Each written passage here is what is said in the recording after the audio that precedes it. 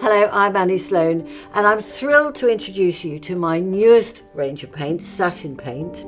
It's perfect for achieving a really modern look, a more modern look, and so much more.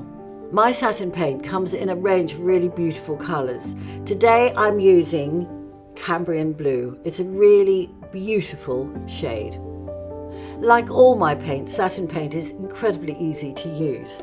Before you start painting, give it a good stir to make certain everything is mixed in well. I'm going to apply the paint with a flat brush, but you can use a roller if you want. So, get the brush, a little bit of paint, not too much. One of the great properties of this paint is that it's self-leveling. When you're applying it, don't apply it too thickly. I apply it every which way and letting it and spreading it out as far as you can. 2 thin coats is much better than 1 thick one. It'll dry quicker and of course it self-levels.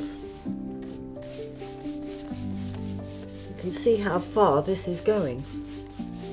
Whether you're transforming kitchen cabinets, furniture or doors, my satin paint offers you a really practical and stylish way of upcycling. Please make sure to subscribe to my channel for more tips, tricks and tutorials about my paint.